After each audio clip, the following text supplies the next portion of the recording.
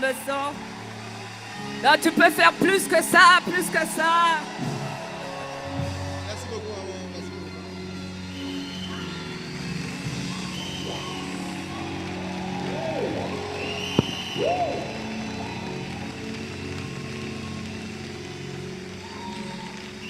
Alléluia. Alléluia. Wow. Ce matin, avant de commencer, je voudrais vraiment bénir le Seigneur pour sa grâce. La grâce qu'il a manifestée à votre égard, à mon égard, en nous donnant des parents merveilleux.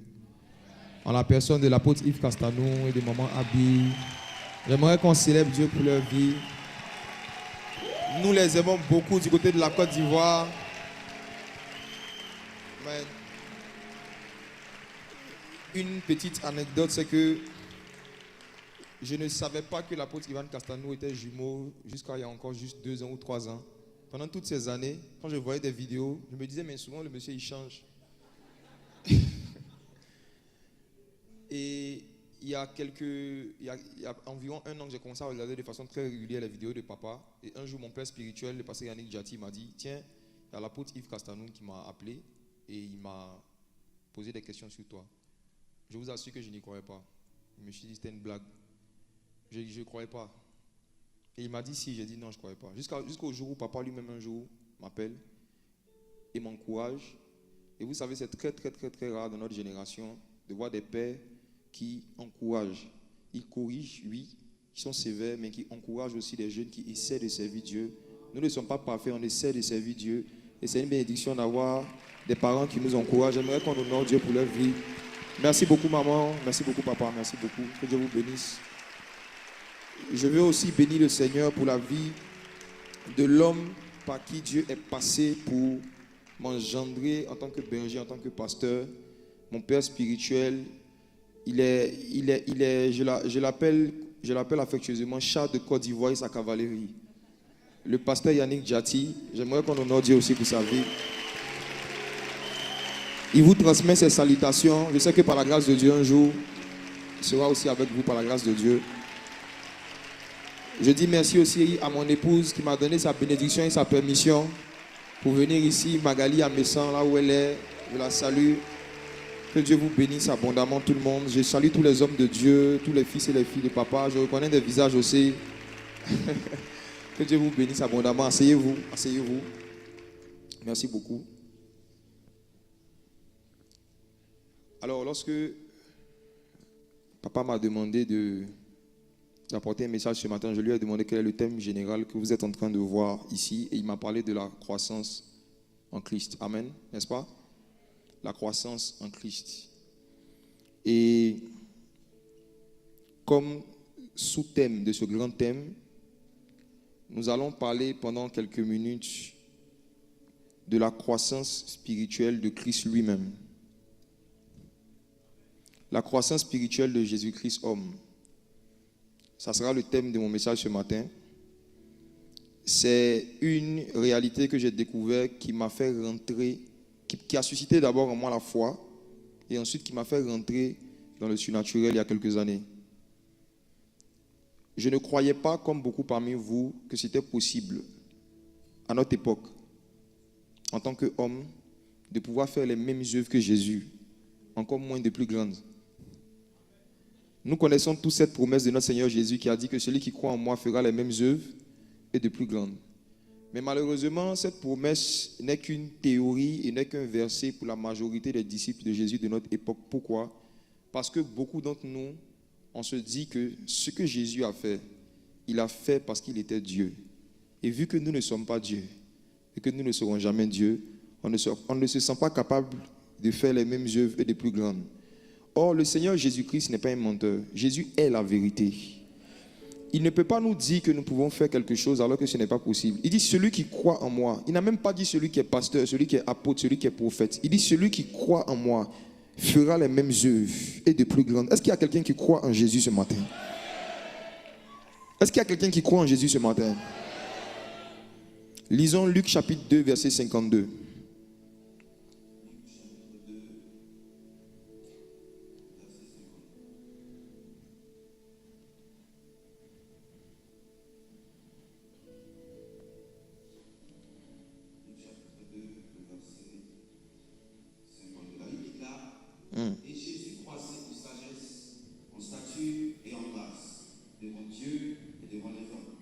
Amen.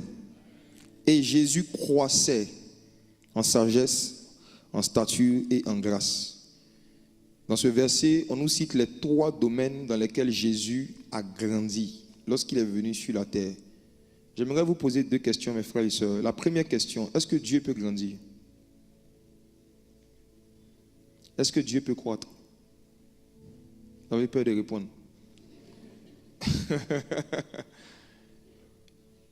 Lorsque vous voyez le nom Jésus dans le Nouveau Testament, on fait allusion parfois soit à Dieu manifesté en chair, ou on fait parfois allusion à un simple homme, en fonction du contexte. La Bible dit dans le livre de Philippiens chapitre 2 que Jésus existait en forme de Dieu, mais il n'a pas regardé son égalité avec Dieu comme quelque chose qu'il devait conserver à tout prix. Mais il est venu sur la terre comme un simple homme. Comme un simple homme. Dans ce verset ici, lorsqu'on dit que Jésus grandissait, Jésus croissait, on ne fait pas allusion à Jésus en tant que Dieu, mais Jésus en tant qu'un simple homme, parce que Dieu ne grandit pas. Amen.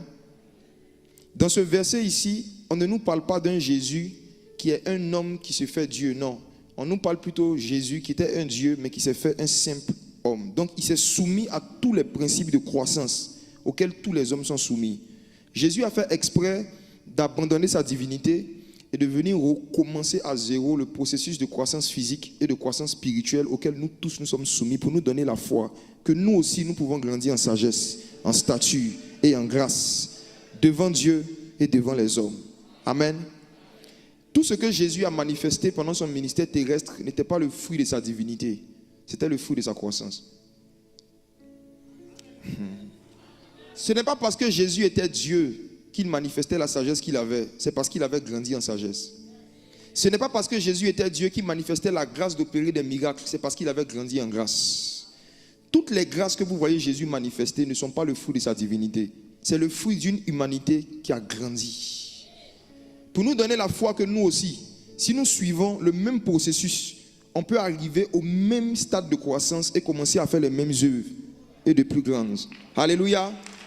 Je crois qu'après ce message, la foi qu'un jour tu pourras faire les mêmes œuvres et de plus grandes va se réveiller dans ton cœur aussi.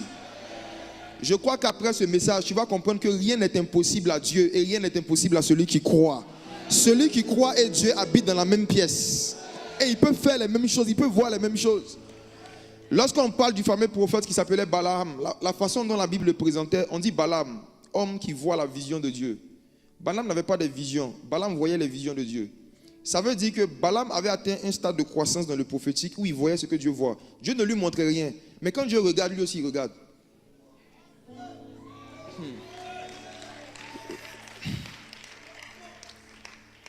On va étudier ce matin comment Jésus a grandi en sagesse, comment il a grandi en stature, comment il a grandi en grâce. Qu'est-ce que Jésus a fait de façon très concrète et très simple pour grandir en sagesse? J'aimerais dire une vérité qui va choquer quelques personnes, mais c'est la parole. Jésus a décidé volontairement, quand il est venu sur la terre, de manquer de sagesse. Et donc de commencer à chercher la sagesse comme un insensé. Et il a grandi en sagesse. Et quand il a commencé à prêcher, la Bible dit qu'il y avait 2 choses qui frappaient la foule. On dit d'où lui vient cette sagesse? Et comment est-ce que de tels miracles se font par ses mains? Beaucoup de personnes, même des théologiens, je l'ai entendu dire que Jésus, la sagesse qu'il manifestait, en fait, il était venu avec cette sagesse du ciel. Ce n'est pas vrai. C'est une sagesse qu'il a appris auprès de Dieu et auprès des hommes, comme c'est écrit ici. Il y a des hommes qui ont formé Jésus. Voici pourquoi toute personne qui pense qu'il n'a besoin que de Dieu pour grandir spirituellement est un orgueilleux. Parce que même Jésus n'a pas grandi seulement avec Dieu, il a grandi aussi auprès des hommes. Souvenez-vous que lorsqu'il avait 12 ans, ses parents l'avaient emmené au temple juste pour adorer. Et qu'est-ce qu'il a fait? Il a disparu pendant 3 jours.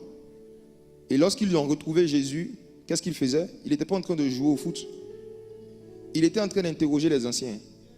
Il était en train de chercher la sagesse. Il posait des questions aux hommes. Et il recevait la sagesse. Lorsque ses parents l'ont fait sortir du temple, Jésus de 12 à 30 ans n'a pas prêché. Il méditait. Il grandissait en sagesse. Il grandissait en sagesse. Il grandissait en sagesse. J'aimerais faire une parenthèse. J'aimerais dire à tous les jeunes ici qui ont des dons spirituels, qui se manifestent de temps en temps, des jeunes qui parfois prient pour des personnes et les personnes sont exaucées. Ce n'est pas suffisant et ce n'est pas un signe pour dire que c'est le temps pour vous de commencer un ministère. De la même manière que ce n'est pas parce qu'un jeune adolescent commence à avoir des poils que c'est le temps pour lui de former une famille. Ce n'est pas parce qu'un jeune commence à avoir des dons que c'est le temps pour lui de former une église.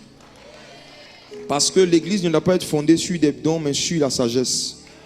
Et la sagesse est quelque chose qui s'acquiert par l'expérience et dans le temps, devant Dieu et devant les hommes. Qu'est-ce que Jésus a fait pour grandir en sagesse? Lisons d'abord Ésaïe chapitre 7, versets 14 à 15.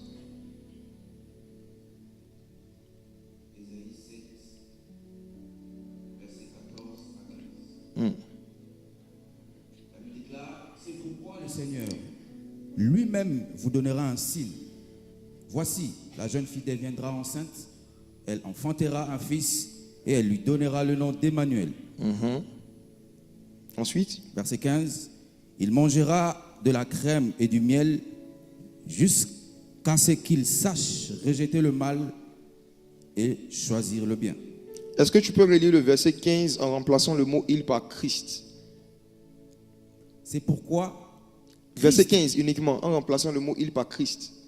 Christ mangera de la crème et du miel jusqu'à ce qu'il sache rejeter le mal et choisir le bien. Amen. Voici ce que Christ a fait pour grandir en sagesse. La croissance spirituelle de Jésus-Christ homme était basée sur le fait qu'il mangeait le lait et le miel jusqu'à ce qu'il sache. Ça veut dire qu'il y a un moment de sa vie où Jésus ne savait pas faire la différence entre le bien et le mal. Ce n'est pas moi qui l'ai dit, c'est Ésaïe. Ésaïe dit, pour que le Messie puisse savoir, pour que Emmanuel sache rejeter le mal et choisir le bien, il faut qu'il mange du lait et du miel. Il ne parlait pas de lait physique et de miel physique. Il parlait de deux types d'enseignements auxquels doit être exposée toute personne qui naît de nouveau. Mais ce matin, je vais parler uniquement du lait. Ce que Jésus-Christ, homme, a fait lorsqu'il est venu sur la terre, c'est chercher le lait spirituel. Il a commencé à chercher le lait spirituel. Et au fur et à mesure qu'il buvait le lait spirituel, il savait rejeter le mal et choisir le bien. Ça veut dire que l'objectif de la croissance spirituelle, c'est de devenir quelqu'un qui sait faire vraiment la différence entre le bien et le mal. Parce que c'est cette notion-là qui est devenue problématique dans le jardin d'Éden. Est-ce que je peux vous ramener dans Genèse un peu? Dieu crée Adam et Ève. Dieu met un arbre au milieu du jardin et il dit à l'homme, tu peux manger de tous les fruits du jardin, sauf l'arbre de la connaissance du bien et du mal. Ça veut dire qu'avant que Adam et Ève ne mangent le fruit défendu, il y avait un moment dans leur intimité avec Dieu où ils ne connaissaient pas le mal. C'était l'âge de l'innocence. Ils savaient ce qui était bien. Mais ils ne connaissaient pas profondément le bien et le mal. Et Dieu ne voulait pas qu'ils aient une certaine connaissance du bien et du mal. Mais malheureusement, à cause du péché, à cause de la chute, à cause du fruit défendu qui a été consommé, il y a une notion du bien et du mal qui est rentrée en l'homme, mais qui était pervertie. Parce que c'était le bien et le mal selon le royaume des ténèbres. Dans le monde, vivre en concubinage, c'est bien. Or, dans le royaume de Dieu, c'est mal. Dans le monde, fumer, c'est bien. Or, dans le royaume de Dieu, c'est mal. Dans le monde, se vanter d'avoir tel bien, c'est quelque chose de bien. Mais dans le royaume de Dieu, c'est mal. La notion du bien et du mal qu'il y a dans le royaume de Dieu est contradictoire à la notion du bien et du mal qu'il y a sur la terre.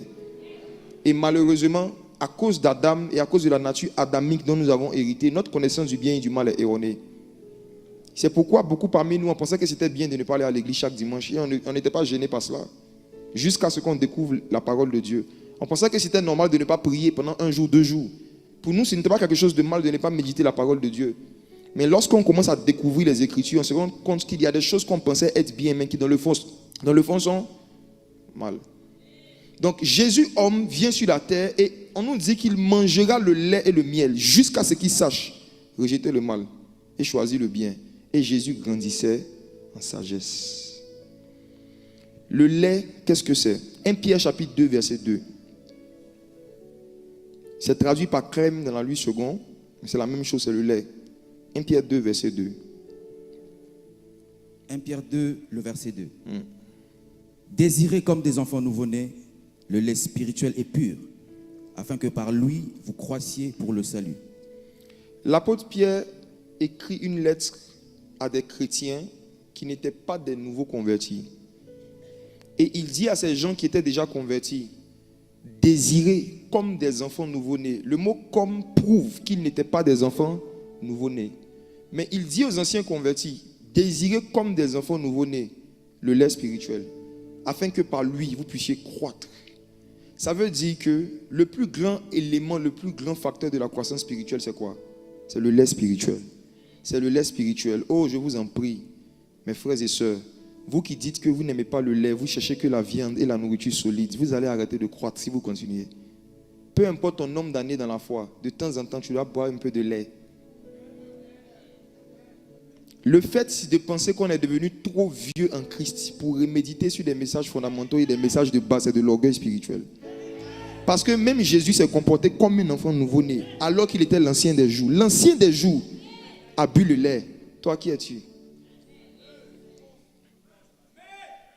Il y a une tendance qui est en train de se répandre dans les églises de la francophonie. C'est un concours de démonstration de connaissance des mystères et des choses compliquées. Je n'ai rien contre les mystères et les sujets difficiles de la parole. Moi-même, je les aime beaucoup. C'est ce qu'on appelle le miel, justement. Le miel, c'est tout ce qui est sucré et est très succulent à entendre et à écouter. Mais comme vous le savez, lorsqu'un enfant vient de naître, si on lui donne trop de sucre, on va le détruire. Même lorsqu'on grandit, la consommation excessive de sucre crée des maladies. Et il y a des chrétiens qui consomment abusivement et excessivement des enseignements à mystère. Ils ont le diabète spirituel. Lorsqu'ils voient des thèmes comme la croissance en Christ, ils se disent, oh, on veut des choses profondes là. Lorsqu'ils voient des gens prêcher sur le baptême, sur la repentance, sur le cœur de Dieu, sur la communion avec le Saint-Esprit, dans leur cœur, ils se disent, enseignez-nous des mystères. Est-ce que je peux vous dire quelque chose? Dans une construction, dans une maison, il n'y a rien de plus profond que les fondations. La partie la plus profonde d'une construction, ce sont les fondements. Ce qui est fondamental sera toujours plus profond que ce qui est impressionnant. Le lait spirituel est plus profond que les grands mystères. Et ce matin, on va le voir. On va comprendre pourquoi Jésus lui-même, quand il est venu sur la terre, il a commencé par boire le lait. Et il a cherché le lait toute sa vie. Et il grandissait en sagesse, en stature et en grâce. Ta croissance spirituelle s'est interrompue depuis le jour où tu as commencé à mépriser des enseignements de base de l'évangile.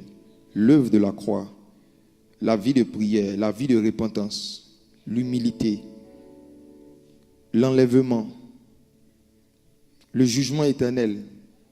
Ces éléments de base de la foi, lorsqu'un disciple de Jésus ne les a pas bu en grande quantité, mais qu'il a bu beaucoup de miel, on va voir ce qui va lui arriver tout à l'heure. Pour comprendre l'effet et l'importance du lait spirituel sur la croissance spirituelle d'un disciple de Jésus, nous devons étudier l'effet du lait physique sur la croissance d'un bébé. On va faire un peu de cours de science, permettez-moi. Je peux? Juste un peu. Lorsqu'une femme accouche son enfant, entre le lait maternel qui sort directement de la mère et le lait qu'on achète en pharmacie, qu'est-ce qui est mieux pour l'enfant? Est-ce que vous avez remarqué que dans 1 Pierre chapitre 2, verset 2, l'apôtre Paul parle du fait de désirer le lait qui est spirituel et qui est pur? Ça veut dire qu'il y a du lait charnel. Il y a du lait de vache. Il y a du lait de mouche.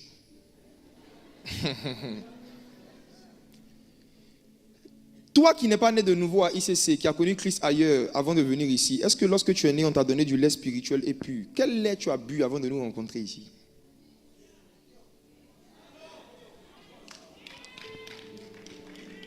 Un autre orgueil qui est dans l'église, c'est lorsque des personnes ont été membres d'une église pendant des années, Arrivé un moment, ils quittent leur église, ils viennent dans une autre église et on leur dit que dans le processus d'intégration, il y a certains enseignements qu'ils doivent écouter et ils ne veulent pas. Ils estiment qu'ils sont des anciens des jours et qu'on ne devrait pas les ramener encore au lait spirituel.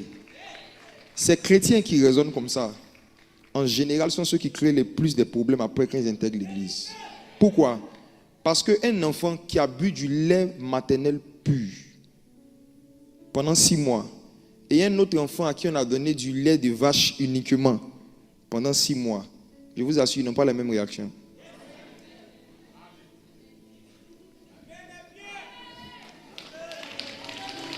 Désirez comme des enfants nouveau-nés le lait spirituel, afin que par lui, vous croissiez. Le lait physique contient, la différence avec les autres laits, c'est que le lait physique maternel pur, ce qui est sorti directement de la mère, c'est ce qu'on appelle pur, contient des vitamines et des protéines que la médecine ne peut pas imiter à la perfection. Ce n'est pas possible. Et c'est l'équivalent du fait que, après la conversion, un pasteur ou une église peut fabriquer des thèmes. Mais les thèmes qui sont purs et les thèmes qui sont spirituels sont ceux qu'on tire directement de l'enseignement des apôtres. Les thèmes de prédication qui sont tirés directement de l'enseignement des apôtres, c'est ça le lait maternel. Parce que l'église mère, la première église, l'église primitive, c'est à elle que Jésus a donné le mandat d'allaiter toutes les nations de la terre. Et j'ai déjà vu un thème d'une prédication dans une église. Le nombre de dents d'Adam.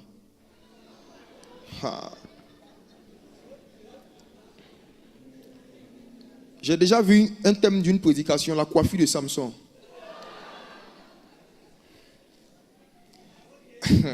Je sais qu'au Congo, ici, vous voyez des thèmes. J'ai déjà vu le thème d'une prédication, le nom du mari de la femme samaritaine.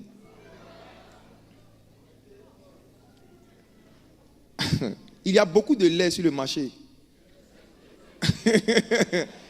Il y a beaucoup de lait. Mais moi, je vous exhorte à chercher le lait spirituel et puis ce qui sort de l'enseignement de Jésus et des apôtres.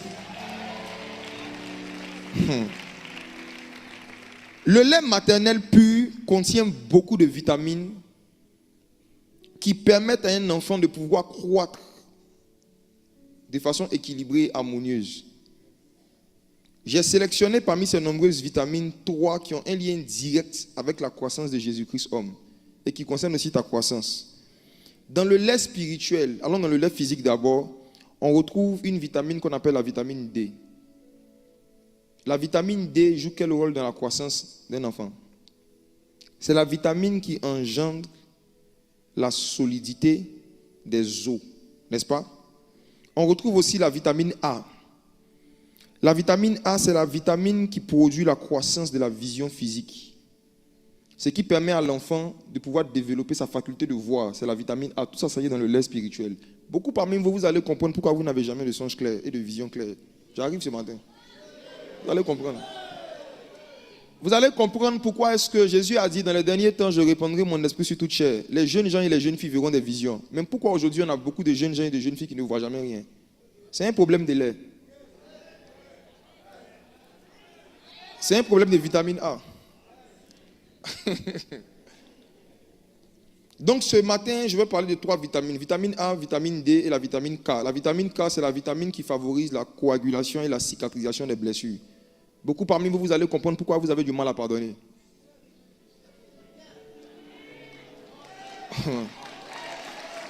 Ce matin, Dieu veut nous aider. Pourquoi est-ce que quand on te blesse, tu as besoin de 3 jours avant de pardonner, comme si la blessure était le Christ qui est mort et qui doit être enseveli dans ton cœur pendant 3 jours avant de ressusciter le 3e jour. Pourquoi quand on te fait quelque chose qui te fait mal, tu le gardes pendant 3 jours et tu ressuscites ça le 3e jour? Tu fais sortir ça 3 jours après à ton mari. Dieu va t'aider ce matin. Problème de lait. Commençons par la vitamine A.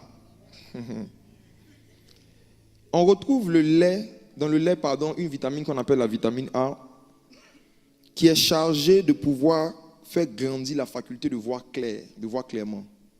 Quand l'enfant prend le lait maternel à une certaine fréquence, sa vision s'éclaircit de plus en plus. Est-ce que vous savez que la majorité des enfants qui naissent presque aveugles? Quand un enfant naît, il ne voit pas clairement. Il reconnaît par les odeurs. C'est la raison pour laquelle quand tu es né de nouveau, tu ne vois pas encore clairement des visions. Ok? Les enfants naissent au début, ils ne voient pas clairement. Mais au fur et à mesure qu'ils passent du temps avec la mère, et au fur et à mesure qu'ils boivent du lait spirituel, du lait pur, leur faculté de voir commence de plus en plus à se développer. Et il y a un lien entre cette vérité scientifique et une vérité spirituelle. C'est que Jésus, en tant qu'homme, quand il est venu sur la terre, il ne voyait pas clairement. Il a grandi. À force de boire le lait spirituel, Jésus est arrivé à un stade où il a commencé à voir clairement. Et mes frères et sœurs, je vous dis la vérité, logiquement, après un certain nombre d'années dans la foi, il y a des problèmes spirituels que vous ne devrez plus vivre. Si vous avez grandi en Christ normalement. Normalement, après un certain nombre d'années dans la foi, vous ne devez plus être au stade où vous faites 6 mois, 8 mois, 1 an sans faire de songe clair. Logiquement, ce problème de j'oublie mes songes. Quand je fais un songe, je ne me souviens pas clairement, je ne vois pas clairement. Ce problème n'aurait pas dû exister après un certain nombre d'années dans la foi. Parce que l'une des premières choses que Jésus aime faire à toute personne qui décide de le suivre, c'est ouvrir ses yeux. Il a dit que l'œil est la lampe du corps. Si ton œil est en mauvais état, toute ta vie sera dans les ténèbres. Si ta faculté de voir des visions ou des songes est en mauvais état, toute ta vie sera dans les ténèbres. Mes frères et sœurs,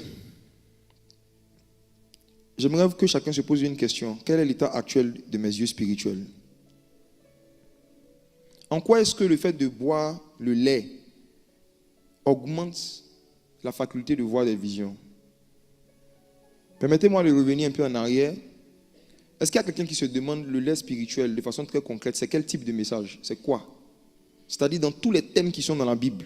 Est-ce que vous savez, c'est parmi les différents thèmes, qu'est-ce qu'on peut considérer comme le lait? Je vais juste donner ça. Ça va aider à mieux comprendre ce que je vais expliquer dans la suite. Ce qu'on appelle le lait spirituel, c'est un ensemble de thèmes qui sont dans la Bible et qui sont divisés, du moins listés en 7. C'est 7 thèmes. Il y a 7 thèmes principaux qui forment le lait spirituel. Ces 7 thèmes sont listés dans Hébreux chapitre 6, versets 1 à 2. Et c'est à force de méditer sur ces 7 thèmes, à force de chercher la connaissance de ces 7 thèmes, que notre faculté de voir des visions grandit. Hébreux chapitre 6, est-ce qu'on peut lire à partir du verset 1 à 2? Hébreux chapitre 6, versets 1 à 2. La Bible déclare, c'est pourquoi, laissant les éléments de la parole de Christ, tendons à ce qui est parfait, sans poser de nouveau le fondement du renoncement aux œuvres. Allons doucement. Il dit, c'est pourquoi laissons les éléments. Dans d'autres versions, c'est mis, laissons les principes élémentaires de la parole de Christ. Et il va commencer à citer les principes élémentaires de la parole de Christ. Quand on parle de principes élémentaires, c'est comme dans le système éducatif. Quand on met un enfant à l'école, l'une des premières choses qu'on apprend à l'enfant, c'est apprendre à lire, à calculer, à compter. Ce sont les principes élémentaires du système éducatif. Dans le royaume de Dieu aussi, il y a des messages qui constituent des principes élémentaires du royaume des cieux. Et il y en a 7 qui sont cités ici. Premier, c'est le fondement du renoncement aux œuvres mortes. Le renoncement aux œuvres mortes. 1. Deuxième, de la foi en Dieu. La foi en Dieu. 2. Troisième, de la doctrine des baptêmes. La doctrine des baptêmes. Arrêtons-nous ici. Vous allez voir qu'ici, on ne parle pas de la doctrine du baptême, mais la doctrine des baptêmes. Donc ici, il y a 2 thèmes. Dans cette doctrine, il y a le baptême d'eau et le baptême du Saint-Esprit. Donc si vous recomptez avec moi, vous allez voir que renoncement aux œuvres mortes, ça fait 1. La foi en Dieu, ça fait 2. Le baptême d'eau, 3. Le baptême du Saint-Esprit, 4. Ensuite, de l'imposition des mains. L'imposition des mains est aussi une doctrine qu'il faut chercher à comprendre et à connaître. Quand tu vas comprendre ça, tu ne vas pas laisser n'importe qui t'imposer les mains. Tu ne vas pas aller demander l'imposition des mains à n'importe quel nouveau prophète que tu croises dans la rue. Si tu connais les principes de l'imposition des mains, tu vas savoir qu'à partir de l'imposition des mains, on ne transfère pas seulement des bénédictions, on peut aussi te transférer des péchés. Dans l'ancienne alliance, lorsque le grand prêtre mettait sa main sur un animal, c'était pour lui transférer les péchés du peuple. Il y a certaines personnes ici, vous avez certains combats avec certains péchés depuis que certains pasteurs vous ont imposé les mains. Si vous connaissiez la doctrine de l'imposition des mains, vous alliez faire très attention à qui vous impose les mains. Et vous aussi qui aimez imposer les mains, si vous connaissez la doctrine de l'imposition des mains, vous n'allez pas vous précipiter et aller toucher les têtes des gens. Parce qu'en touchant la tête de quelqu'un, tu peux aussi recevoir quelque chose que tu n'aurais pas dû recevoir. En touchant la tête de quelqu'un que tu ne dois pas toucher, tu peux participer à son péché. Et Paul l'a dit à Timothée. Il dit, n'impose pas les mains avec précipitation, de peur de participer au péché d'autrui. La doctrine de l'imposition des mains. Ensuite, de la résurrection des morts la résurrection des morts. Ensuite, et du jugement éternel. ça fait 7. Voici le lait spirituel, les principes élémentaires de la foi. Maintenant, est-ce que le lait des premiers chrétiens n'est pas notre viande d'aujourd'hui? Je prends le cas de la résurrection des morts. Il y a combien de chrétiens qui peuvent expliquer la doctrine de la résurrection des morts?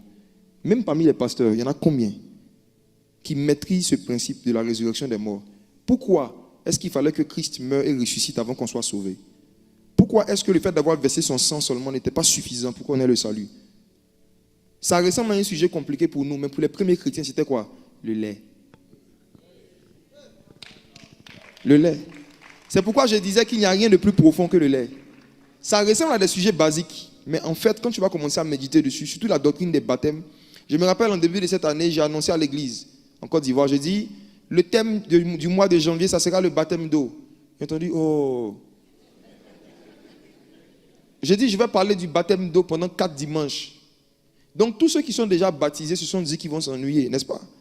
Ils se sont dit, mais ça, on a déjà dépassé cela. Frère, juste après le premier dimanche, quand j'ai fini d'expliquer c'est quoi le sens du baptême d'eau et pourquoi le Seigneur a institué le baptême d'eau, on a fait 52 baptêmes. Il y avait des gens qui étaient au milieu de nous, qui pensaient qu'ils étaient baptisés. Et quand ils ont entendu le lait, ils ont vu qu'ils ont été rincés.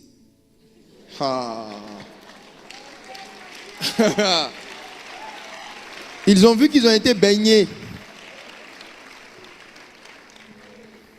Beaucoup pensaient que juste parce qu'ils ont été plongés dans une eau qui sont sortis, Dieu les considère comme baptisés. Mais on a pris les Écritures et on a commencé à regarder la doctrine des baptêmes.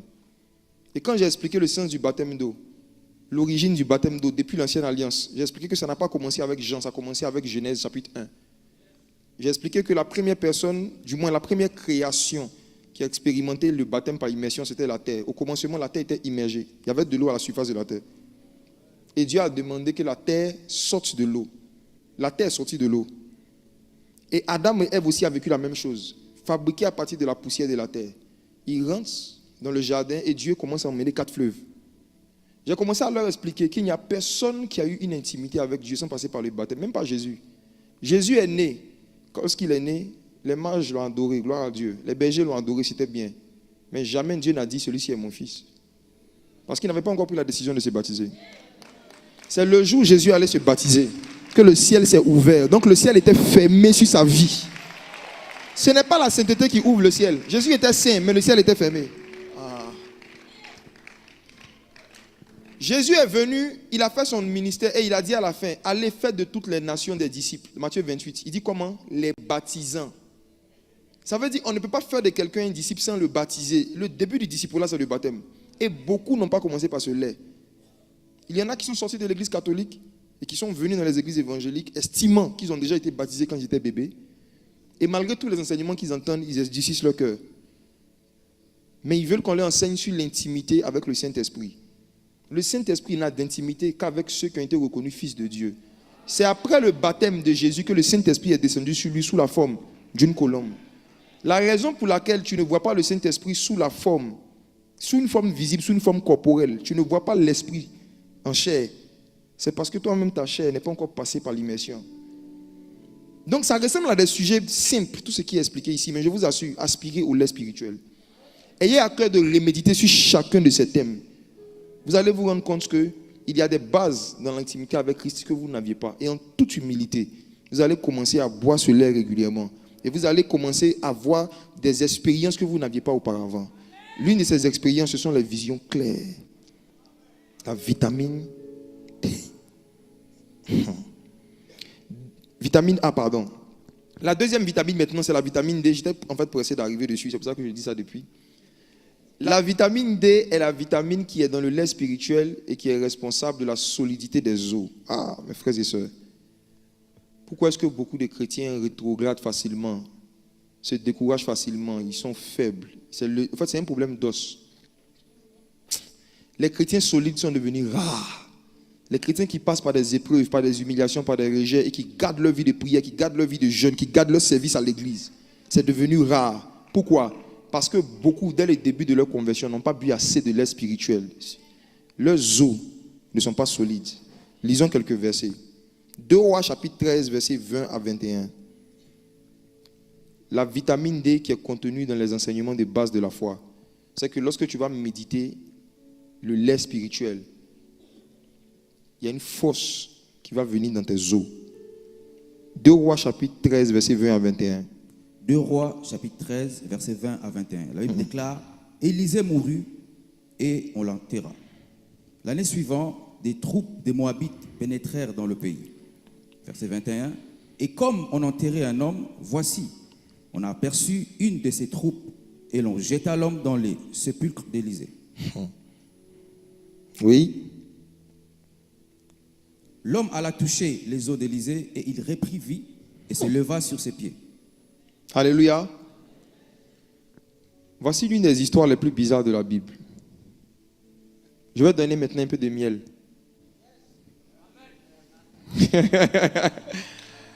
Élisée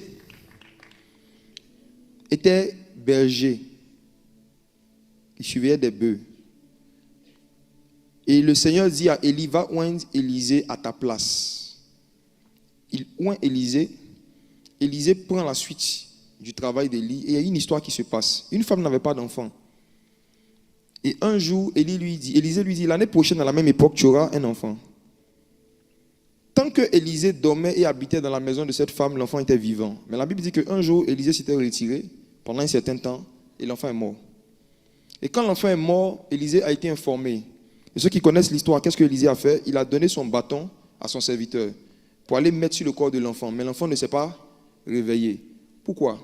Parce que la capacité de ressusciter qu'Élisée avait reçue n'était pas dans son bâton, c'était dans ses os. Élisée voulant enseigner cette réalité spirituelle, dit à son serviteur, regarde, tu marches avec moi, tu dis que tu me sers.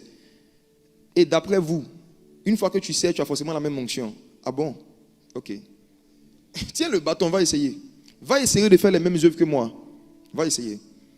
Le serviteur prend le bâton et touche l'enfant, aucun résultat. Il revient vers Élisée. Élisée dit maintenant, regarde ce qui va se passer. Élisée lui-même se déplace. Il rentre dans la maison de la femme. Il rentre dans la chambre de l'enfant. Et la Bible dit que Élisée met sa main sur la main de l'enfant, son pied sur son pied, sa bouche sur sa bouche. Et l'enfant ressuscite. Pourquoi? Parce que la puissance était où? Dans ses os. Est-ce que tu as les mêmes os que ton père spirituel? Ce que Élisée lui devait donner en héritage, ce n'était pas son manteau, c'était ses os. Il se lève et malheureusement, il n'y a pas eu après Élisée quelqu'un qui a aspiré au lait spirituel assez pour que Élisée l'introduise dans certaines dimensions. Élisée meurt malheureusement, la puissance reste dans ses os. On l'enterre, il n'y a pas de successeur dans le domaine de la puissance. Il y avait beaucoup de prophètes, mais il n'y avait pas de prophètes qui pouvaient opérer comme Élisée. Et c'est malheureusement ce qu'on vit dans nos générations, surtout ici en Afrique. On en parle de certains hommes que Dieu a utilisés, qu'il a fait tel. Et quand les hommes partent, on ne voit pas cette même dimension se manifester avec quelqu'un d'autre. Pourquoi? C'est un problème d'os. Je vais expliquer ce que représentent les os tout à l'heure. Un autre homme, lui qui est déjà mort aussi, comme on lit dans l'histoire, est de passage. Ses amis jettent son cadavre sur les os d'Élisée et lui, il revient à la vie. Le Saint-Esprit était en train de montrer par là la doctrine de la résurrection des morts. Pour dire qu'en fait, chaque puissance surnaturelle qu'un homme reçoit et qu'il manifeste régulièrement est rattachée à sa nature, est rattachée à son caractère. Et toute personne qui veut la même puissance doit chercher à imiter le caractère et le comportement de la personne qui manifeste cette puissance. Vous allez voir que dans les églises et dans les ministères, ce que beaucoup de fils qui sont autour des pères n'ont pas à cœur de faire, c'est d'imiter leur caractère, imiter leur vertu. Et Paul lui disait souvent à Timothée, sois mon imitateur, tu as été témoin de ma patience, de ma constance, de ma persévérance. Plus tu cherches à imiter les bonnes vertus, le bon caractère d'un père que Dieu t'a donné, plus tu pourras faire les mêmes œuvres que lui, et de plus grandes. Tu as un père qui est rigoureux, qui respecte l'heure, qui travaille. Si tu veux l'onction qui est sur sa vie, tu dois avoir l'amour du travail. Tu dois avoir l'amour du respect de l'heure. Ce n'est pas une affaire de touche-moi la tête, impose-moi les mains sur la tête. Ce n'est pas une affaire de je vais prendre ton mouchoir, tu as transpiré dedans. Arrêtez ces choses. Les serviteurs d'Élysée avaient ses vêtements, ils avaient son bâton, mais ils ne produisaient rien avec ça. Parce qu'ils n'avaient pas les mêmes os. Les os, ça représente le caractère, le comportement de la personne. Le comportement de la personne. Ce qui a fait que ce sont les disciples de Jésus qui pouvaient faire les mêmes œuvres, c'est parce que la foule, eux, ils voyaient juste les miracles, mais les disciples voyaient son caractère à la maison. La foule voyait comment Jésus prêchait, mais les disciples voyaient comment Jésus mangeait. La foule voyait comment Jésus chassait les démons, les disciples voyaient comment Jésus priait. Mes frères et sœurs, c'est une grâce que de pouvoir avoir devant soi quelqu'un qui a un bon caractère, qui a un bon comportement. C'est un lait spirituel vivant qui est devant toi, auquel tu dois aspirer. Et quand tu vas le boire, tes os, ta capacité de manifester la puissance va augmenter, va grandir. L'histoire des os est tellement importante qu'il y a encore une autre histoire dans Genèse chapitre 50, juste le verset 25. Joseph, que vous connaissez, était en Égypte, il meurt et il donne une instruction au sujet de ses os. Genèse 50, verset 25. Genèse 50, le verset 25. La Bible déclare, Joseph fit jurer les fils d'Israël en disant, Dieu vous visitera et vous ferez remonter mes eaux loin d'ici. C'est l'une des instructions les plus étranges qu'il y a dans la Bible. Un homme doit mourir et il dit à ses enfants, il va arriver un temps où Dieu va vous visiter, vous allez sortir d'Égypte. Et quand ce temps va arriver, allez au cimetière. Prenez mes os, mettez dans un sac, promenez-vous avec. Je peux vous dire un mystère? Les enfants d'Israël dans le désert ne se promenaient pas seulement avec le tabernacle, ils se promenaient aussi avec les os de Joseph. Il y avait deux choses qui leur donnaient la victoire et l'abondance dans le désert, c'était les os de Joseph. Dieu avait donné l'onction de la prospérité et de la puissance financière à Joseph. C'était dans ses os. Et tant que Joseph était en Égypte, l'Égypte prospérait. Le fondement de la prospérité de l'Égypte, c'était la présence de Joseph. Et parce qu'il allait arriver un temps où il fallait faire un transfert de puissance financière, Joseph leur dit, lorsque vous allez sortir d'Égypte, la même prospérité financière que vous avez vue ici, si vous voulez la voir dans le désert et même à Canaan, partez avec mes os. Partout où vous êtes, vous allez déposer mes os, vous serez dans l'abondance, même dans le désert. Il y a une fausse conception du désert que beaucoup d'enfants de Dieu ont. Les enfants de Dieu pensent que le désert, c'est forcément un temps de galère financière. Souvenez-vous que c'est lorsque les enfants d'Israël étaient dans le désert qu'ils ont fait des dons pour construire le tabernacle. C'est dans le désert que les enfants d'Israël ont financé la construction du tabernacle. Ça veut dire que dans le désert, il leur manquait tout sauf l'argent. Ils ont donné tellement d'argent dans le désert, que même Moïse était obligé de leur dire, stop. Des gens qui passaient par un temps de désert, si tu m'écoutes et que tu passes par un temps de désert qui t'empêche de faire des dons, tu n'es pas dans le désert, tu es en Égypte. Attendez. Quand les enfants d'Israël étaient en Égypte, ils n'ont jamais fait d'offrande à Dieu. Mais quand ils étaient dans le désert, ils ont mis leur bien au service de Dieu. Celui qui n'a rien à donner à Dieu est en esclavage.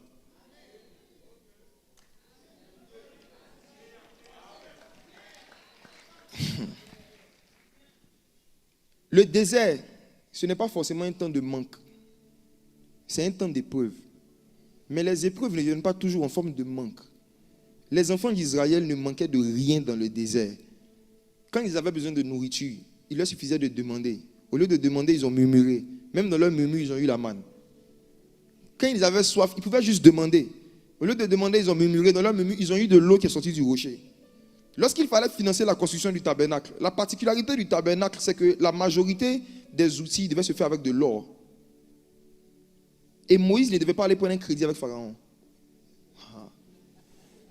Moïse devait construire dans le désert un tabernacle, mais financé par des gens qui passent par un temps de désert.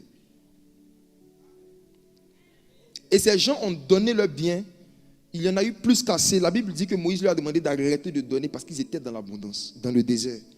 Qu'est-ce qui produisait cette abondance, même en l'absence d'un système économique et commercial conventionnel? Dis avec moi les os de Joseph. Les os de Joseph. Les os de Joseph, ça représente une sagesse et une grâce, une bénédiction qu'un homme transporte et qu'il peut communiquer à quelqu'un qui a à cœur d'imiter son caractère. Oui. Qui peut communiquer à quelqu'un qui a à cœur d'imiter son caractère. Beaucoup de nos pays africains vivent la pauvreté, pourtant nos sols sont riches. Ce ne sont pas les richesses qui nous manquent en Afrique, ce sont des vertus. S'il y avait moins de corruption, il y allait avoir moins de pauvreté. S'il y avait moins de magouilles, il y allait avoir moins de souffrance. Les ressources sont là, mais il y a des vertus qui ne sont pas là. Il y a des eaux qui manquent. Il y a une probité morale, une intégrité qui n'est pas là. C'est pourquoi les gens souffrent. Le fondement de toute puissance, c'est le caractère. Le comportement. C'est un comportement qui produit cette puissance. Et Joseph leur dit, lorsque vous allez sortir d'Égypte, partez avec mon comportement. Prenez mon comportement. Ne laissez pas mon comportement en Égypte. Partez avec mon comportement. Et vous allez vivre la même abondance. Le but de la croissance en Christ, c'est de se comporter comme Jésus. C'est de chercher des messages et des enseignements qui vont changer notre caractère, notre comportement. Pourquoi on ressemble au comportement de Jésus. Tu dois aspirer à un stade où quand un de tes collègues parle avec toi, ou quelqu'un qui ne te connaît pas te rencontre, il a l'impression qu'il est en train de parler avec Jésus. Oui. Dieu veut t'emmener à un stade où quand quelqu'un te voit te comporter, il se dit, waouh, c'est comme ça que Christ se comportait. L'origine du mot chrétien, c'est quoi? C'est des disciples qui étaient à Antioche et qui se comportaient tellement comme Christ que les païens les ont surnommés chrétiens. C'est pourquoi le mot chrétien apparaît juste 2 ou 3 fois dans le Nouveau Testament. Parce qu'il n'y avait pas beaucoup de disciples qui se comportaient comme Christ. On appelait tout le monde disciple, mais pour t'appeler chrétien, avant ça avait un sens pour les païens. Le caractère. Tu travailles dans une entreprise. On dit l'heure de travail c'est 8 heures. Les païens viennent en retard, toi aussi tu viens en retard. Et puis c'est toi qui mets du gospel. Attendez. Je dis, tu travailles au milieu des païens. Eux, ils respectent les règles de l'entreprise. On dit, on vient à l'heure. On ne mange pas dans les bureaux. On ne navigue pas sur Facebook, sur les réseaux sociaux pendant les heures de travail. Toi, le chrétien, qui te caches pour faire ça. Et tu vois le païen qui s'efforce de respecter ça. Il te voit en train de transgresser dans ton comportement les règles de l'entreprise. Et après, tu lui dis, donne ta vie à Jésus. Toi-même, donne ta vie à Jésus. Toi-même, donne ta vie à Jésus. Tu es un étudiant. Quand les professeurs donnent les devoirs et les exercices, tu ne les fais jamais. Tu ne rends jamais les devoirs à temps. Mais à la récréation, c'est toi qui prends ton téléphone et qui mets Emmanuel est là, ici, présent, avec nous. Écoutez, Emmanuel, ce n'est pas le nom d'une chanson, c'est le nom d'un comportement. Dans Ésaïe chapitre 7, quand Ésaïe a dit, lorsque le Messie allait venir, on l'appellera Emmanuel. Qui a vu quelqu'un appeler Jésus Emmanuel dans le Nouveau Testament? Personne. Emmanuel, ce n'est pas un prénom, c'est une attitude. Le Messie s'appelait Jésus, mais son caractère s'appelait Emmanuel. Si Dieu est avec toi, montre-le par ton respect des principes et des règles établis dans le milieu où tu es. C'est ça tes eaux. C'est ça tes eaux. Lisons Jean chapitre 19, versets 33 à 36. Jean chapitre 19, versets 33 à 36.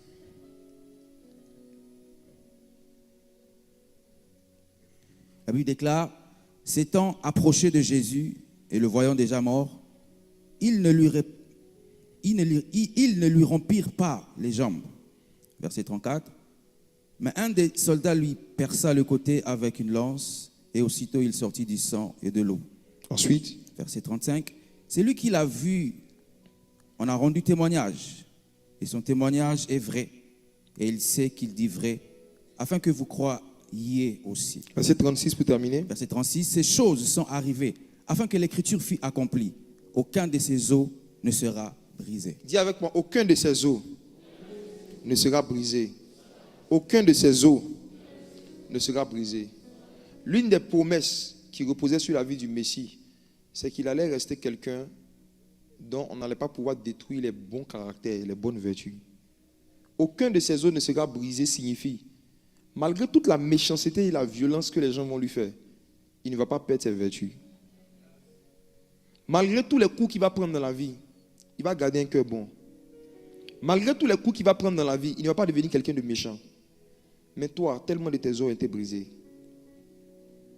Vous savez, chaque frustration, chaque humiliation, chaque blessure que le diable nous inflige a un objectif, casser un os.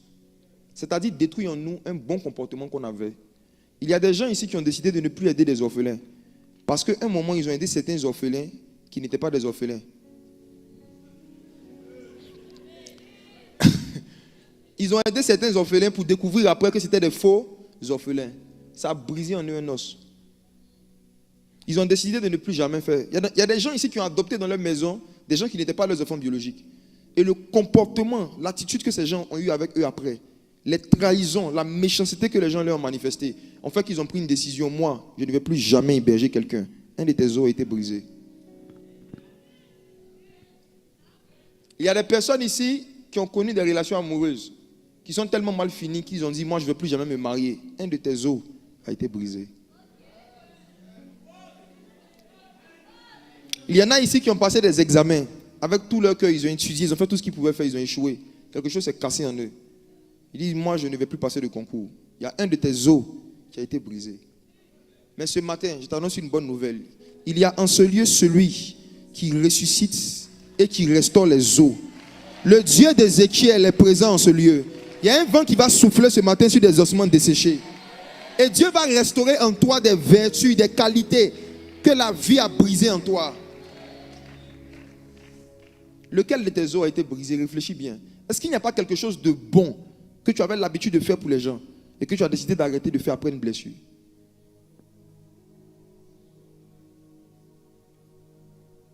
Il y a quelqu'un ici qui a décidé d'arrêter d'envoyer de l'argent à sa mère biologique régulièrement comme tu le faisais avant parce que tu t'es rendu compte que tu escroquais. Il y a un de tes os qui a été brisé. Il y a des personnes qui ont décidé de ne plus jamais intégrer une église locale parce qu'ils ont été dans des églises où ils ont été déçus. Tu décides de ne plus aller à l'église parce que les pasteurs t'ont déçu. Pourtant, lorsque tu étais à l'école primaire, il est arrivé que les maîtres te déçoivent, mais tu es parti à l'école quand même. Ton patron t'a déjà déçu, mais demain matin, tu seras au bureau. Tu n'as pas encore pris la décision jusque-là d'arrêter de recevoir un salaire, pourtant l'argent t'a déjà déçu. Qui a déjà été déçu par l'argent comme moi? Qui a déjà été déçu par l'argent? L'argent déçoit.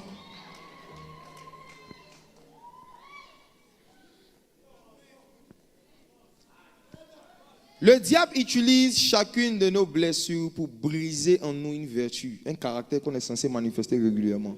Et beaucoup se sont fait avoir. Beaucoup. C'est parce que beaucoup de pasteurs, il y a quelques années, ont été déçus, abusés par des faux prophètes qui se sont fermés au prophétique. Ça ne vient pas de nulle part. Moi, il y a des choses que j'ai vécues de ma propre famille biologique, il y a des choses qu'on a vues. Un prophète qui vient comme ça, à la maison, prophète. Il dit, vous voyez les problèmes que vous avez là, il y a un esprit de famille qui fait cela. Pour chasser l'esprit, vous devez faire une offrande de tel montant. Or, le montant qu'il donne, les parents n'ont pas. Et ils sont sans pitié. Je me rappelle même un qui avait dit à ma mère qu'elle envoie un bœuf. Quand tu vis ça, moi mes os étaient brisés par rapport au prophétique. Non. Quand j'entendais prophète qui était allergique en même temps. J'étais en classe de terminale, je ne savais pas quoi faire après les études. Je priais Dieu pour qu'il me donne une orientation. Et un jour, un prophète vient à la maison et il me dit, Dieu me dit de te dire que tu seras comptable, que tu dois faire la comptabilité. Oh, mes frères, j'étais un enfant en Christ, mais il savait que c'était faux. Je n'ai jamais eu de moyenne en mathématiques, de seconde jusqu'à la terminale. Je n'avais jamais eu de moyenne en mathématiques jusqu'en terminale. J'ai eu le bac, j'étais nul dans tout ce qui ressemble à calcul, compter. Dieu ne veut pas me faire ça. Mes os étaient brisés, je ne croyais plus aux histoires des prophéties. J'ai dit non. Je ne croyais pas en ça. Je ne connais pas le nom de vos bacs ici. En Côte d'Ivoire, il y a ce qu'on appelle un bac A2, c'est un bac littéraire. Avec ce bac, tu ne peux même pas t'inscrire en fait, en faculté de comptabilité. On ne va même pas t'accepter. C'est le même gars qui a demandé un bœuf. C'est le même type là. Donc on a connu aussi tellement d'aventuriers que ça a brisé en nous le désir de prophétiser. Ça a brisé en nous le désir de connaître le prophétique. On a vu que ceux qui venaient enseigner simplement et qui priaient pour les gens, ils ne créaient pas des histoires. Mais le piège dedans, c'est qu'on a décidé de se fermer et de régner aussi un aspect de Christ, le prophétique. Les visions facilitent la vie. Je vous dis la vérité. Les visions facilitent la vie. Les visions facilitent la vie. Moi, il y a des choses dans ma vie que je n'aurais jamais pu appréhender si je ne les avais pas vues en songe. J'étais employé quelque part dans une entreprise il y a quelques années, juste en tant qu'un employé ordinaire chargé du marketing, juste ça. J'ai fait un songe. Dans le songe, je vois mon patron qui est dans une voiture. C'est moi qui suis au volant de la voiture. Et il me dit allons à droite. Et moi je dis dans le songe, patron, je crois qu'il serait mieux qu'on parte à gauche parce que. Et il me dit ok, je te suis. On arrive encore sur une autre route. Il dit allons à gauche. Je dis non, je crois qu'on doit s'arrêter un peu. Et il dit je te suis. En fait, il faisait ce que je lui disais de faire. Peut-être c'était lui le patron. Quand je me suis réveillé, j'ai compris par là qu'il allait arriver un temps dans l'entreprise où le patron allait prendre des décisions en fonction de mes conseils et de mes avis. Juste avec ce songe, à cause de ce songe, j'ai commencé à chercher les voies et moyens de me rapprocher de lui. Comment? En augmentant la qualité de mon travail. Je faisais le travail qu'on me demandait de faire et je partais chercher le travail qu'on ne me demandait pas de faire juste pour attirer son attention sur moi. Et ça a marché. J'ai pris la décision de faire à moi seul toutes les infographies de l'entreprise. C'était une entreprise informatique. Ils payaient une agence de com pour faire les travaux d'infographie. J'ai dit, moi je sais faire. Je fais tout gratuitement. Oui. Et j'ai commencé à faire tout. Donc le patron demande, mais qui fait tout ça? On dit, c'est ce petit. Et un jour, il m'a appelé à son bureau. Et on parlait. Et il avait une autre entreprise qu'il comptait fermer. Il dit, je vais fermer l'entreprise. Je dis, pourquoi? Parce qu'il a mis un de ses amis comme directeur général. Il lui faisait tellement confiance. Il ne lui a pas demandé des comptes pendant près d'un an. Et un jour, il se réveille un matin, il contacte son ami. Fais-moi le point des choses que vous avez vendues. Une entreprise qui vend du matériel de construction. Après un an d'activité, 10 800 francs CFA dans la caisse. Un niveau de vol élevé, surnaturel. Surnaturel. Les os de mon patron étaient brisés. Il dit c'est bon, il ferme. Il était découragé. Il dit il ferme l'entreprise. Je l'entendais parler au téléphone. Pourquoi j'ai entendu cette conversation? Parce que j'étais dans son bureau. Pourquoi j'étais dans son bureau? Parce que j'avais beaucoup travaillé pendant plusieurs mois et ça va tirer son attention. J'ai entendu cette conversation, je me suis rappelé de mon songe. J'ai dit, Seigneur, si le songe est vrai, normalement ce que je vais lui dire là, c'est ce qu'il doit faire. Moi, je ne veux pas qu'il ferme. J'ai dit, patron, est-ce que je peux vous dire quelque chose? Il dit oui. Il dit, ne fermez pas. Il dit, mais si je ne ferme pas, comment je vais faire et tout? Je dis, je vais vous proposer un plan d'action, une stratégie. On va essayer sur un mois. Si après un mois, ça n'a pas de résultat, fermé. Il dit, tu vas faire quoi? Je dis, je reviens, donnez-moi quelques minutes, je vais écrire par mail. Je suis descendu à mon bureau. Je me suis mis à genoux. Rassi blante valiyava.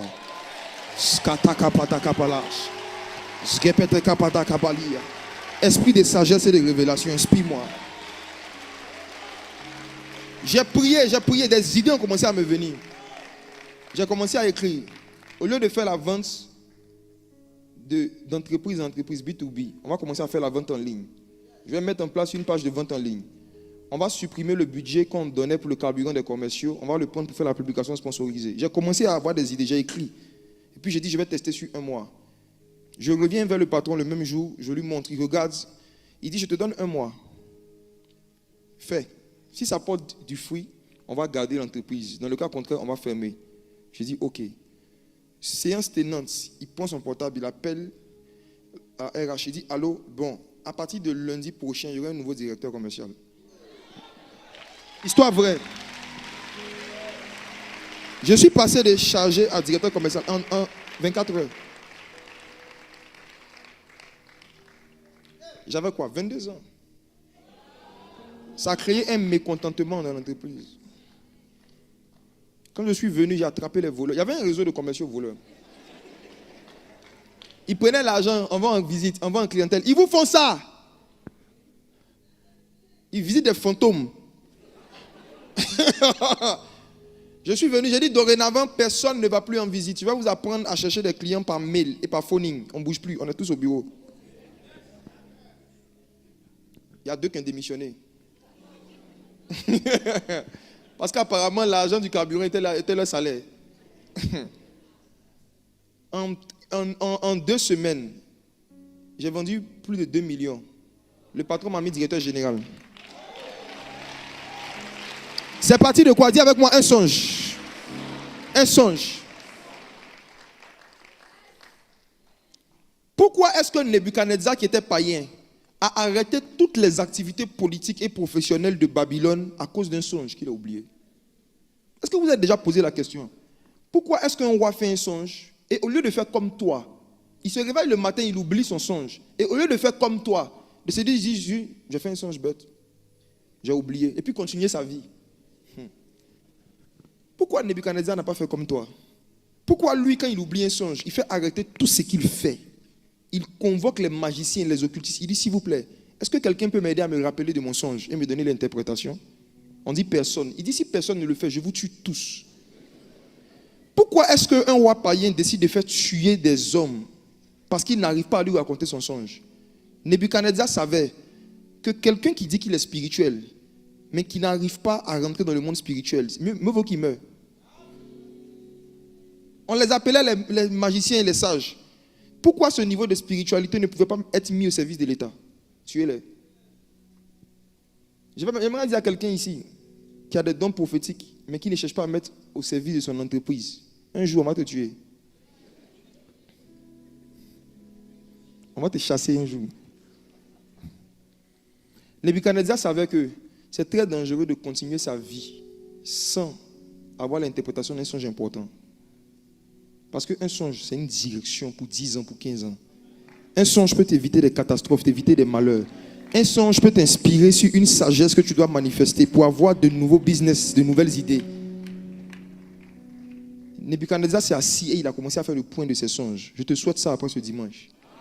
Depuis que l'année a commencé, est-ce que tu te rappelles de tous tes songes? Est-ce que tu as l'interprétation? Il a tout arrêté, il a arrêté sa vie. Il savait que c'est dangereux de conduire des choses importantes en oubliant des songes importants. Et pendant que je dis ça, c'est une parenthèse.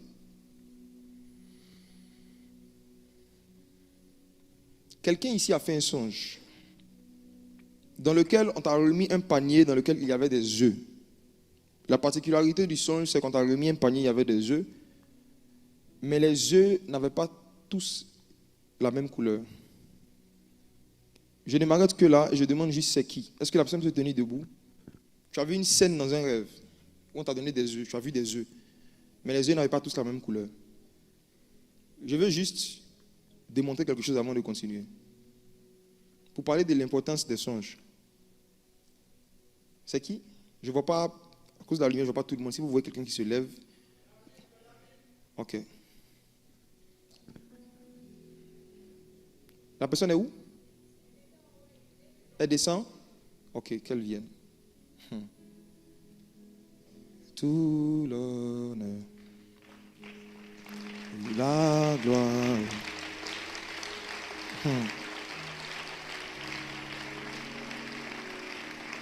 Est-ce qu'on peut lui donner un micro?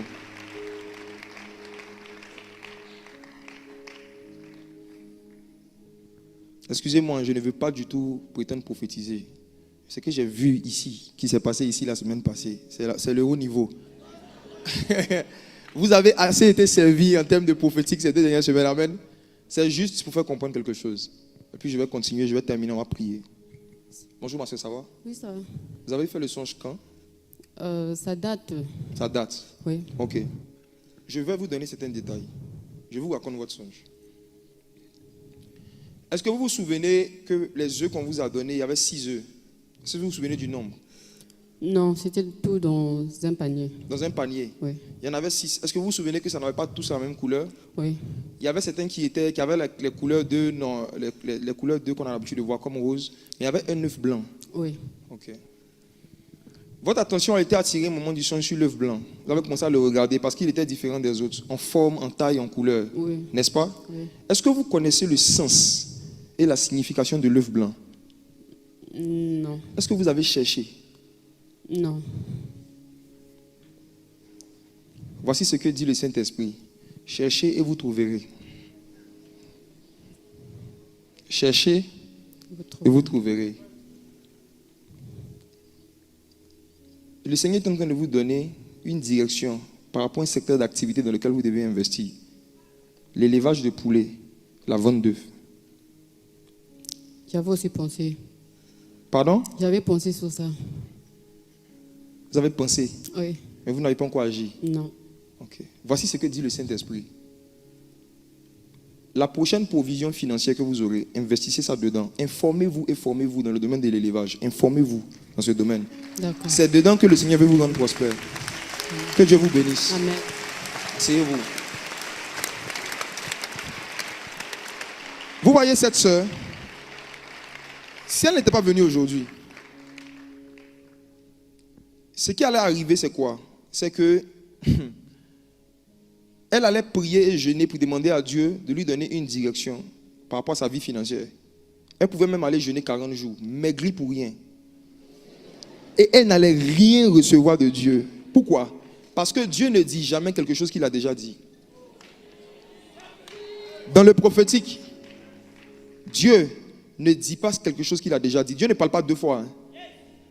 Quand Dieu parle une fois et que tu entends une personne répéter une deuxième fois, ce n'est pas que Dieu a parlé deux fois. La deuxième fois, c'est l'écho de la voix de Dieu. Quand Dieu parle une fois, sa voix fait écho dans le monde des esprits. Donc un prophète peut entendre ce que Dieu a déjà dit. Donc quand le prophète est en train de te dire, ainsi parle l'Éternel, ce n'est pas maintenant que l'Éternel est en train de parler. L'Éternel a déjà parlé. Lui, il a entendu. Et il te répète quelque chose qui a déjà été dit. Dieu lui avait déjà parlé par rapport à ce dans quoi elle doit se former, s'informer, son secteur où elle va prospérer. Mais il a parlé comment? Par une parabole, par un songe. Imaginez-vous comme elle, il y en a combien dans la salle?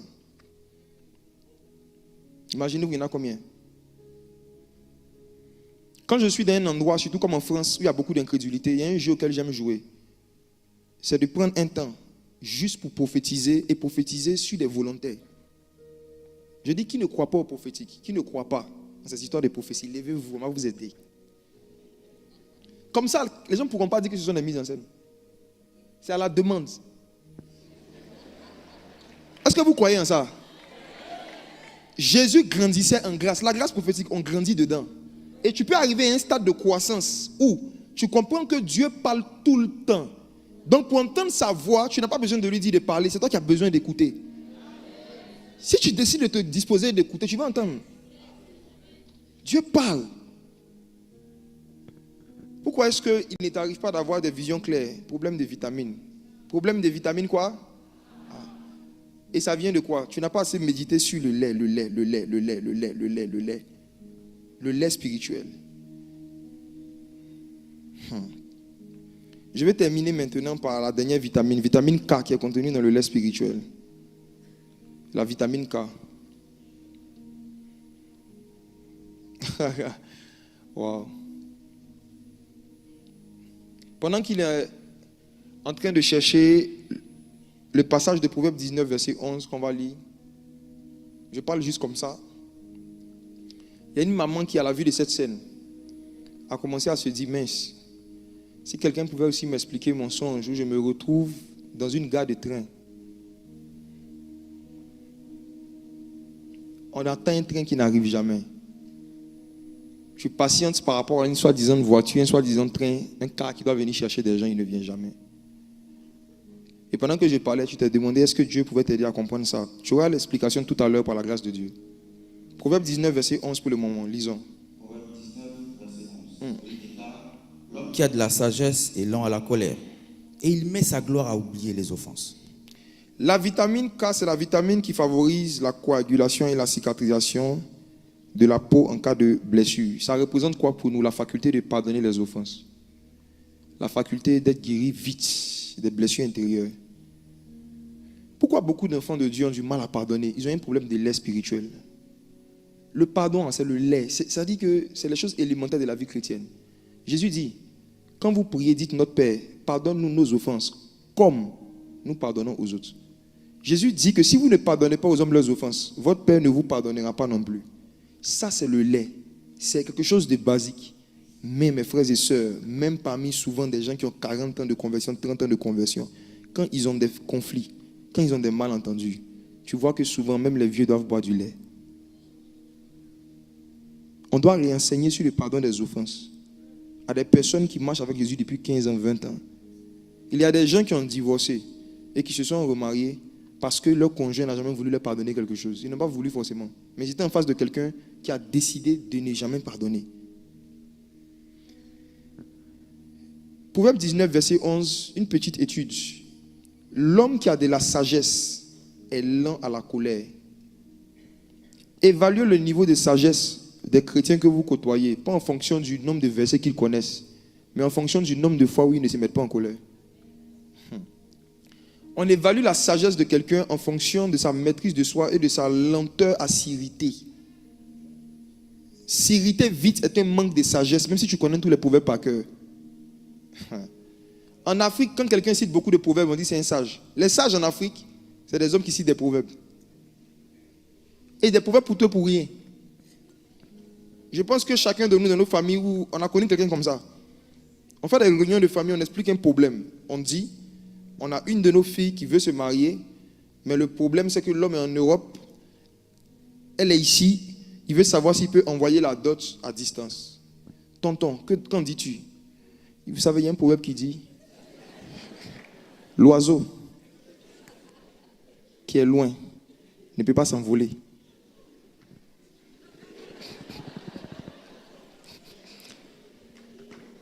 En Afrique, on a des gars qui ont des proverbes bidons qui sortent pour tout et pour rien.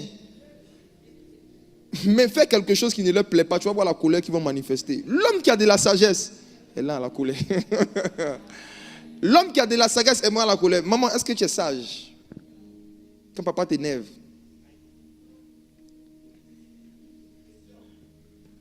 Papa, quand maman fait quelque chose qui ne te plaît pas, tu réagis comment? Le plus grand niveau de sagesse, ce n'est pas la faculté de parler, c'est la faculté de savoir se taire.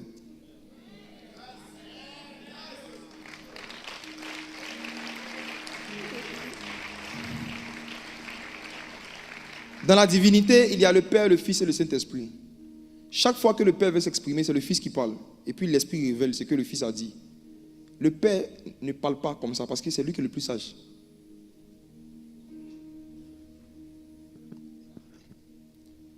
L'homme qui a de la sagesse est lent à la colère et il met sa gloire à oublier les offenses. L'une des façons de croître dans la gloire de Christ, c'est de développer l'art d'oublier les offenses. Chaque offense que tu décides de laisser produit une mesure de gloire. Chaque offense que tu pardonnes produit une mesure de puissance. Chaque offense que tu pardonnes dans le monde spirituel produit un poids éternel de gloire. Donc quand Dieu veut augmenter le niveau de gloire que tu transportes, il augmente le niveau d'offense que tu vis. Je rembobine. Quand Dieu veut augmenter le niveau de gloire que tu expérimentes et que tu transportes, il augmente le niveau d'offense que tu vis. Maintenant, j'ai regardé le mot oublier dans l'hébreu. Pour voir, ça veut dire quoi, oublier les offenses. On a tous déjà entendu dire, on pardonne, mais on n'oublie pas. C'est une phrase satanique.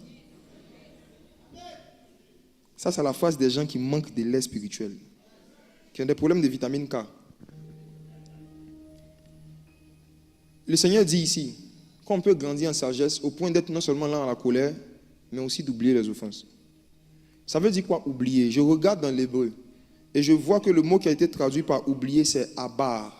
Très proche du mot abar, qui veut dire papa. C'est le cœur du papa.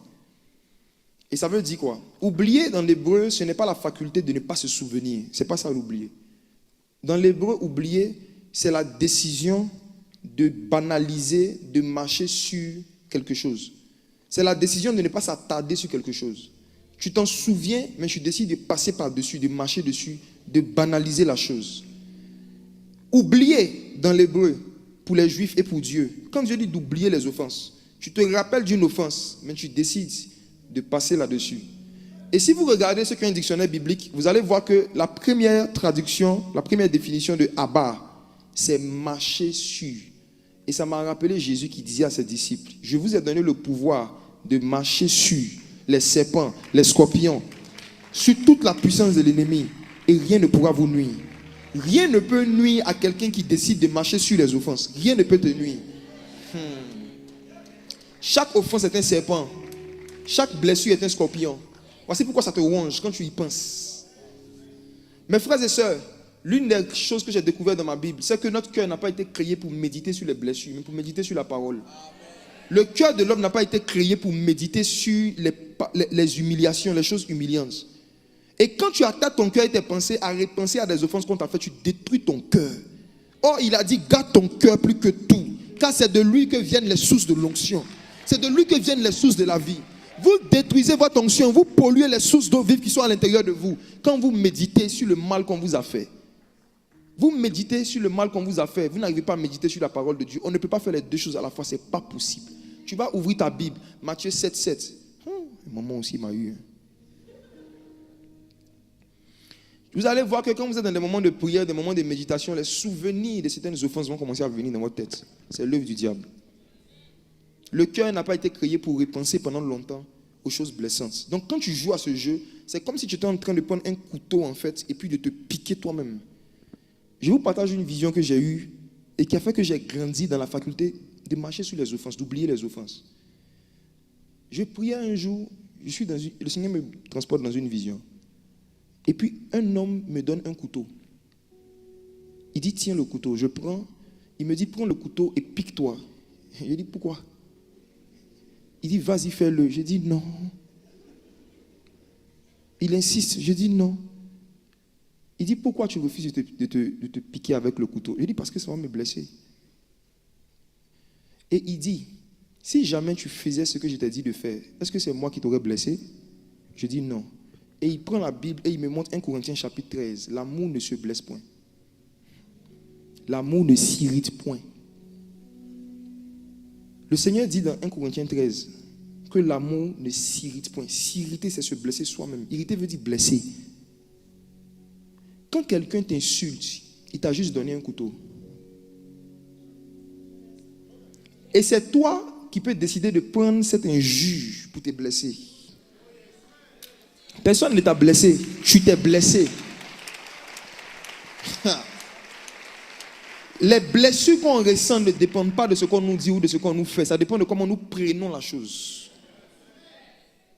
Chaque humiliation, chaque blessure est un couteau que tes ennemis te donnent. Et quand tu les prends à cœur, c'est comme si tu prends l'injure toi-même, tu te piques.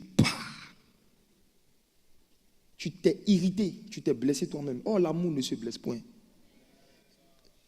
C'est pourquoi vous allez voir que si dans une plaisanterie, quelqu'un te dit, oh, imbécile, imbécile, est-ce que ça va te blesser? Mais si tu viens ici, tu t'étais assise là, tu vas aux toilettes, tu reviens, quelqu'un à ta place, et tu lui dis, madame, c'était ma place. Elle dit, imbécile. Qu'est-ce qui va se passer ici? Ce n'est pas le mot imbécile qui t'a blessé. Le mot imbécile n'est pas blessant. S'il était blessant, chaque fois que tu allais l'entendre, ça allait te blesser. Un couteau, que quelqu'un te pique en riant, ou qui te pique en pleurant, ça fait mal. Mais pourquoi quand on te dit imbécile, en riant, ça ne te fait pas mal? Parce qu'imbécile, ça ne fait pas mal à la base. Ça dépend de comment tu prends.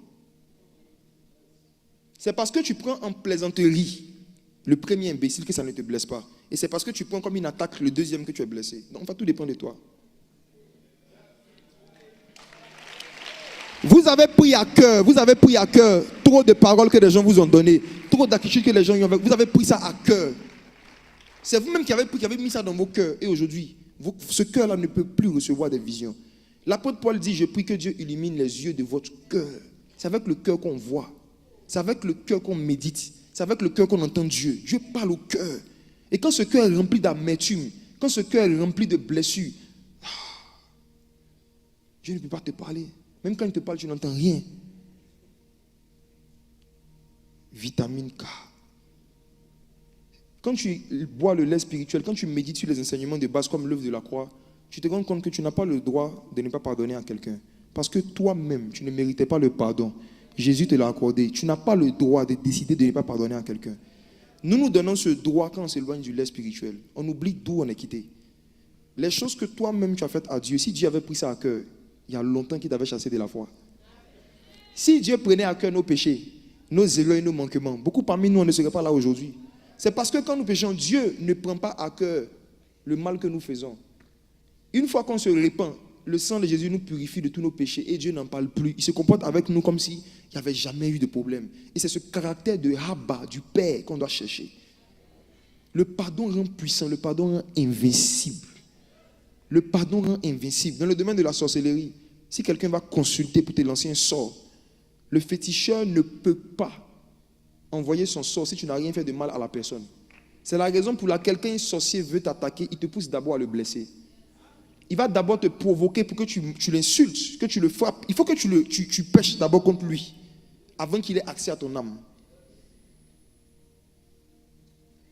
Est-ce que tu pardonnes vite? Tu es quel genre? Est-ce que ta peau spirituelle cicatrise vite?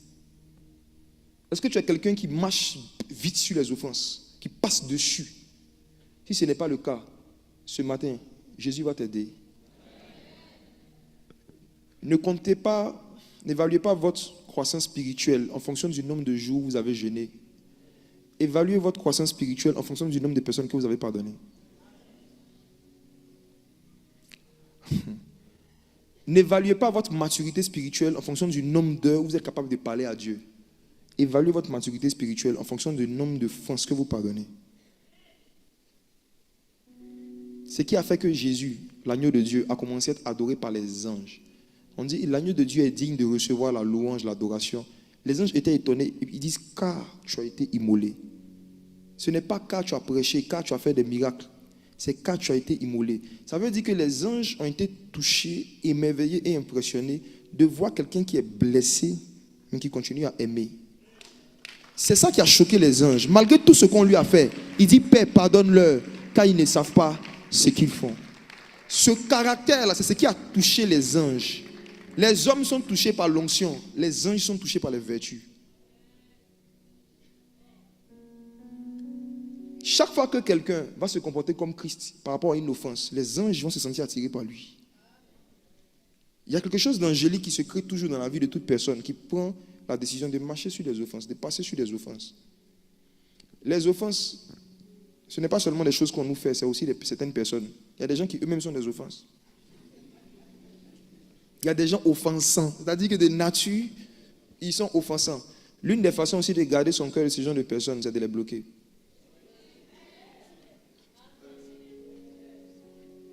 Marcher sur les offenses, ça veut dire aussi s'éloigner des offenses. Quand tu vois que quelqu'un fait volontairement et régulièrement des choses dans le but de te blesser, fais comme Dieu.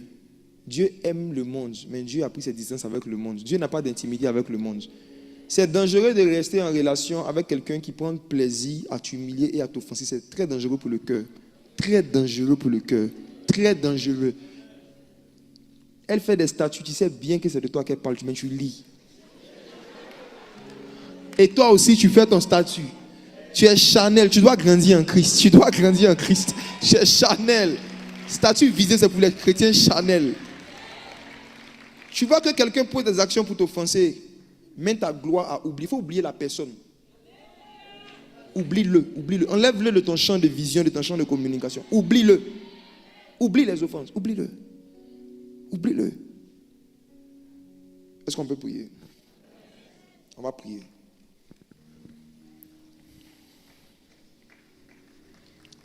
Dans quel domaine est-ce que tu sens que tu as besoin de l'aide spirituelle?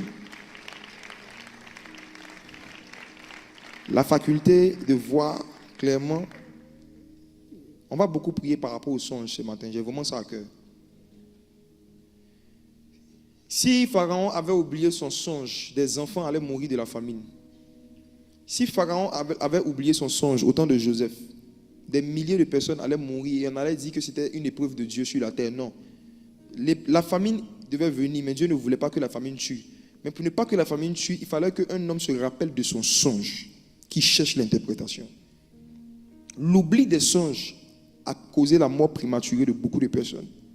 Il y a des gens, la sorcellerie avait prévu les détruire. Dieu t'avait montré dans un songe. Parfois même tu t'es souvenu du songe, mais tu n'as pas pris ça au sérieux. Tu n'as même pas prié comme ça. Et la chose est arrivée. Certaines personnes seraient encore vivantes aujourd'hui si certaines personnes avaient pris le songe en considération. Le Seigneur a dit que dans les derniers jours, il va répandre son esprit. Les jeunes gens qui correspondent à un stade de croissance, ils auront des visions. Et les vieillards, c'est-à-dire ceux qui sont plus anciens dans la foi, eux c'est les songes. J'aimerais que tu puisses prier avec moi ce matin pour dire au Seigneur que tu veux désirer le lait spirituel. Tu vas retourner au lait spirituel. Tu vas chercher le lait spirituel. Et tu veux grandir dans la faculté de pouvoir te rappeler de tes songes. Et surtout d'avoir l'interprétation. Tu vas dire au Seigneur que s'il y a des songes importants pour ta vie ou pour la vie de quelqu'un qu'il t'avait donné, mais que tu avais oublié ou que tu n'avais pas considéré, qu'il te rappelle ces choses. Prions le Seigneur. Les commandos se vladeba. Ne murmure pas, prie. Ne murmure pas, prie. Santa falia vatoble à la vawan taliave. Désirez le lait spirituel. Aspirons au lait spirituel. Premièrement, pour que la capacité de voir devienne claire, demande la vitamine A du Saint-Esprit. La vitamine responsable de la croissance de la vue. Chante éclat des balais. Lorsque tu vas reméditer sur le renoncement aux œuvres mortes, sur la foi en Dieu, sur la doctrine des baptêmes, sur l'imposition des mains, sur la résurrection des morts, sur le jugement éternel, que Dieu augmente ta faculté d'avoir des visions claires, de te souvenir de tes songes. Les songes prophétiques, les songes importants pour toi, pour tes enfants, pour ta famille, pour ton entreprise. Les songes importants pour ta carrière. Les songes importants pour ton travail. Comme Nebuchadnezzar prend la décision de ne plus laisser tomber à terre aucun songe qui vient de Dieu. Comme Nebuchadnezzar prend la décision de ne plus mépriser, négliger un songe qui vient de Dieu. Chamble do vilado et davala branda cas do baliade. Mlento glos de bali de glai zubra de clos de mando vradiva. Et razi blamto klaba zuple de ver. Chanti klabi alos ge plan de clos de vali abi alomble de va. L'une des choses qui attire le lait spirituel, c'est de parler dans un langage incompréhensible. Lorsqu'un enfant nouveau-né naît et qu'il a besoin du lait, l'enfant émet des sons. Le parler en langue est un moyen que le Saint-Esprit t'a donné pour que ton esprit puisse sucer le lait spirituel. Lorsque tu parles en langue, tu es comme cet enfant nouveau-né qui est en train de prononcer des sons que personne ne comprend, pas sa mère. Lorsqu'un nouveau-né exprime son besoin de lait, en général, personne ne le comprend. C'est sa mère qui comprend ce qu'il est en train de dire. Et notre mère, c'est la Nouvelle Jérusalem. Alus et pande la diavalé. O kamantu ble de vous abri de bande ruadeha. Ayapra de cos de mantu glezu brezo zozoba. La pra de clos de mamdu di blas de ba. Et clamons et pradi clos de bando l'obri la veille. Hey, scapé, il a punté, il a pas. Aradi bram de l'éclose de mosque plume de paye. Scalebande. Irasi planto clépas souple. Dis Père, appelle-moi les songes importants que tu m'as donnés. Restaure ma mémoire prophétique. Solidifie mes souvenirs spirituels. Chente klabos ti pali clos de vande le glo. Irasi planto clémensi bradeko. Cette année 2025, tu dois grandir en Christ. Chapelet comble de bas soubré de close de mandé. Oh les membres de l'éclose de brand de clé. Si brasé plomb compli, sabra de close de bas. Tu vas prier pour un autre sujet. Tu vas dire Seigneur, s'il y a certains de mes os qui ont été brisés, s'il y a des bons caractères que j'ai perdus à cause des coups que la vie m'a donnés, s'il y a un cœur que j'avais avant que j'ai perdu, j'ai été découragé de manifester le bien à certaines personnes parce qu'on m'a fait du mal. Restaure tes vertus en moi. Tu vas demander au Saint-Esprit de restaurer le caractère de Christ en toi. Ayez en vous les sentiments qui étaient en Jésus-Christ. Ayez en vous les sentiments qui étaient en Jésus-Christ. Malgré tout le mal que l'humanité a fait à Dieu, Dieu n'a pas pris la décision de ne plus faire du bien à l'humanité. Malgré tout le mal que l'Église a fait à Jésus, Jésus n'a pas pris la décision de ne plus faire du bien à l'Église. Dis au Seigneur que si tu avais pris la décision de ne plus manifester de bons caractères, de bonnes vertus qu'il t'avait données à cause des blessures, qu'il te restaure. Restauration des os ce matin.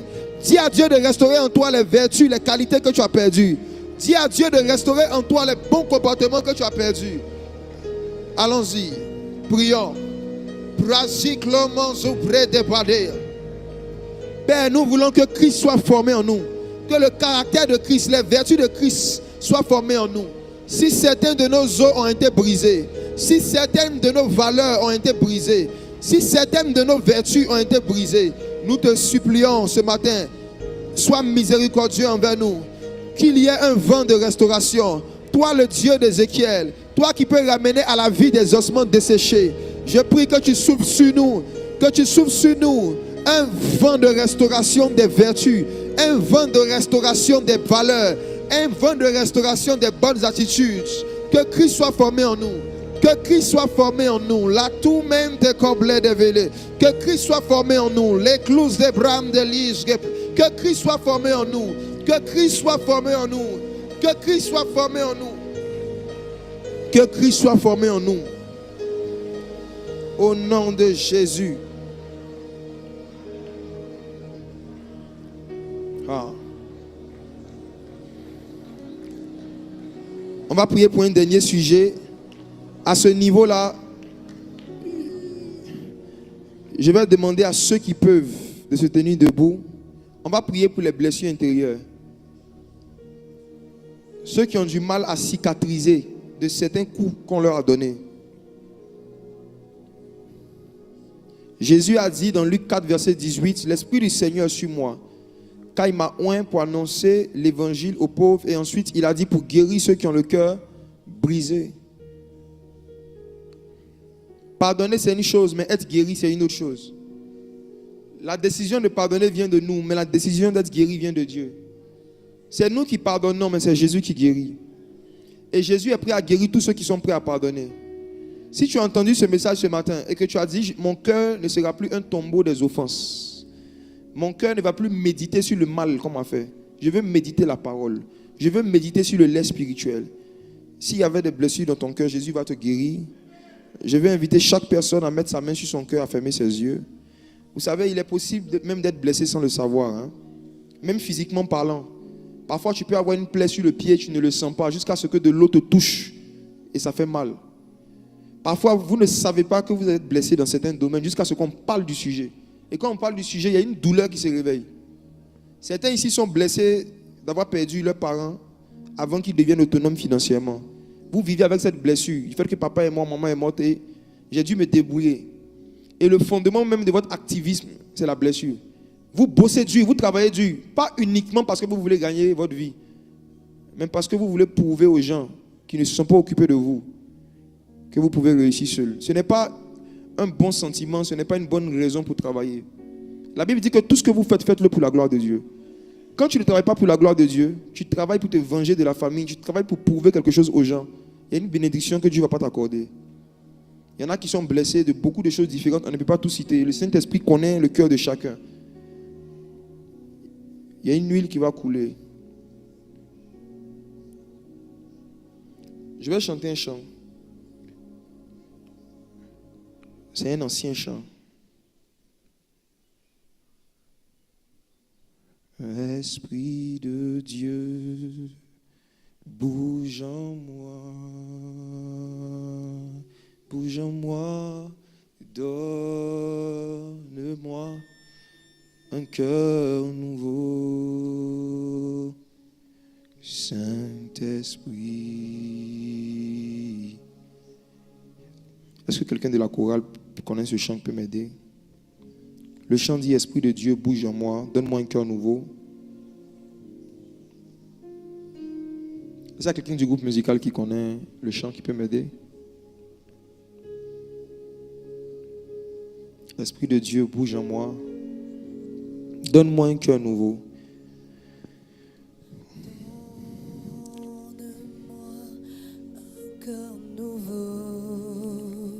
Pendant que ce chant passe, le Saint-Esprit va passer en forme d'huile.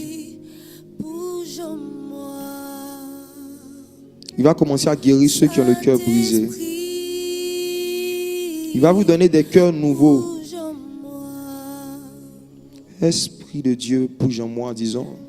Esprit de Dieu, Bouge en moi. bouge en moi. Donne-moi un cœur nouveau pour cette nouvelle saison. Donne-moi un cœur nouveau. Saint-Esprit, Saint-Esprit, bouge en moi ce matin. bouge en moi. Saint-Esprit, bouge en moi. Je prie maintenant, Père éternel, je te recommande chaque cœur. Je prie que toi-même tu répares les cœurs brisés, toi le réparateur des brèches. Tu connais les brèches qui ont été faites dans les âmes de tes fils, de tes filles. Tu connais les trahisons, les déceptions, les offenses qu'ils ont subies. Tu connais l'effet que cela a eu sur le cœur, sur la vie spirituelle. Je prie pour quelqu'un ce matin qui a pleuré pendant des années, que ce soit la dernière larme que cette personne verse.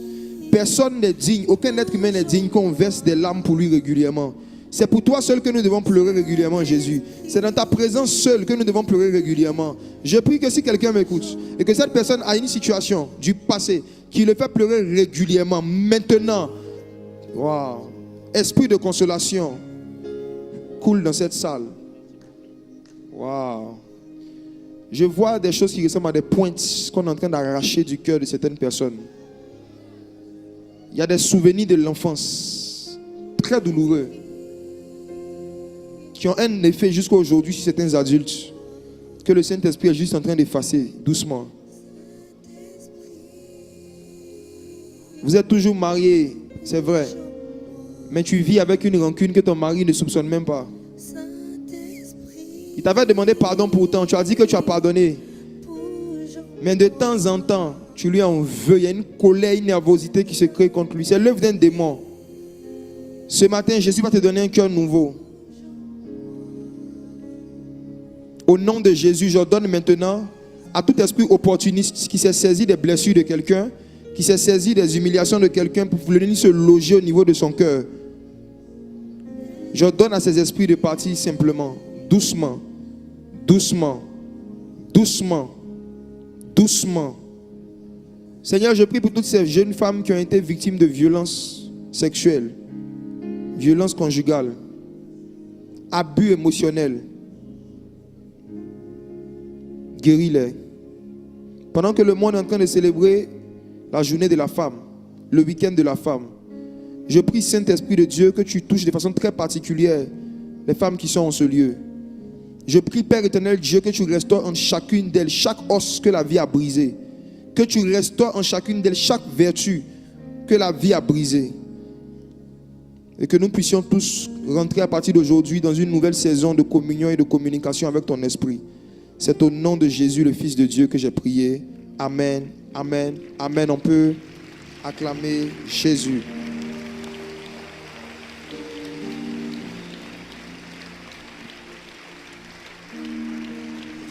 Je veux terminer par deux choses. Papa a demandé qu'on puisse prier aussi pour les malades. Je vais le faire. Peu importe la maladie que tu as, peu importe son nom, si tu crois que Jésus peut te guérir d'une douleur, d'une maladie, de quelque chose que tu as, si tu as besoin que Jésus te guérisse de quelque chose qui a été découvert par les médecins, ou d'une situation qui perdure dans ton corps, qui te cause des douleurs, je vais te demander de pouvoir mettre la main simplement aussi sur ta poitrine. Je vais prier, peu importe le lieu où le mal est logé. Pour les autres, vous pouvez vous asseoir. Ceux qui n'ont pas besoin de prière de guérison, vous pouvez vous asseoir, il n'y a pas de problème.